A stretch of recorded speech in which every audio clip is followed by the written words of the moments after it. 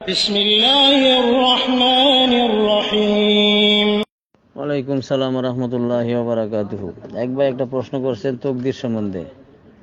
পাপ কাজ করার পরে কারো এই কথা মাথায় আনা ঠিক নয় যে তকদিরে লেখা ছিল তাই পাপ কাজ হয়েছে, বরং এই মুহূর্তে কাল বিলম্ব না করে তার তওবা করা আবশ্যক।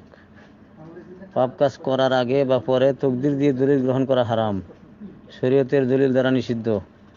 নবী রাসূলগণ আল্লাহ সুবহানাহু ওয়া তাআলার পক্ষ থেকে যেসব শরীয়ত নিয়ে এসেছেন ওই সমস্ত শরীয়তের কথা হলো তকদিরকে দলিল দিয়ে পাপ কাজ করা যাবে না। পাপ কাজ হয়ে গেলে ইচ্ছাই হোক অনিচ্ছাই হোক তওবা করতে বলা হয়েছে, আল্লাহ তাআলা তওবা করতে বলেছেন। এখন তকদির লেখা ছিল কি ছিল না, লৌহে মাহফুজে উকি মেরে দেখার কোনো সুযোগ নাই, সেটা জানারও কোনো সুযোগ নাই, দরকারও নাই। তবে এটা বিশ্বাস করতে হবে আপনি কি করবেন না করবেন আল্লাহ জানেন। তাকদিরে লেখা মানে জানা, তাকদিরে সব কিছু লেখা আছে, নির্ধারণ আছে। এর মানে হলো আল্লাহ সুবহানাহু ওয়া তাআলা যেহেতু আল্লামুল গুয়ুব, ভবিষ্যতের সব খবর জানেন, তার সৃষ্টি বান্দা কি করবে আর কি করবে না তাও যেহেতু জানেন, সেই হিসেবে আপনার কাজকর্ম সম্বন্ধে আল্লাহ তাআলা আগে অবগত আছেন। আর অবগত থাকা মানে লিখে দেওয়া নয়, বাধ্য করা নয়। আল্লাহ সুবহানাহু ওয়া তাআলার নাফরমানি করা যাবে না, কোরআন সুন্নাহয় নিষেধ করা হয়েছে। কারো যদি পাপ কাজ হয়ে যায় তাহলে তওবা করতে হবে, সংশোধন হতে হবে।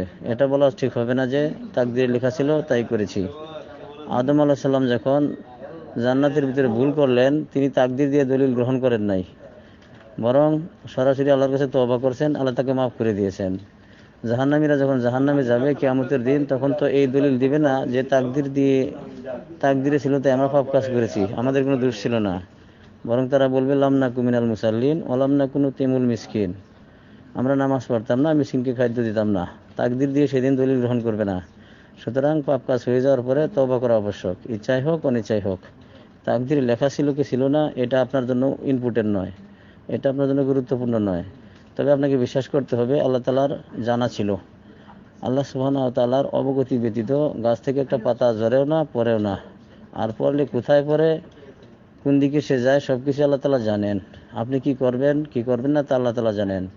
আল্লাহ সুবহানাহু ওয়া তাআলা এই আল্লাহ তাআলা যে জানেন, এই জানাকে দলিল হিসাবে গ্রহণ করে বা তাকদীরের লেখনকে দলিল হিসাবে গ্রহণ করে পাপ কাজ করা হারাম, সম্পূর্ণ নিষেধ। এটা হচ্ছে হতভাগ্যদের কথা।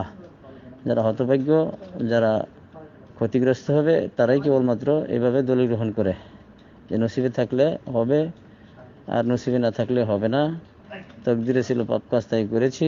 এটা হলো কাফের মুশরিকদের কথা। পূর্ব যুগের কাফের মুশরিকরা নবী রাসূলদের দাওয়াতকে প্রত্যাখ্যান করেছিল এই যুক্তিতে।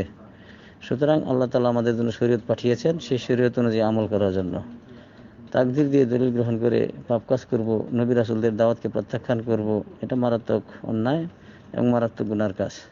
আশা করি আপনি বুঝতে পেরেছেন। ধন্যবাদ। আসসালামু আলাইকুম।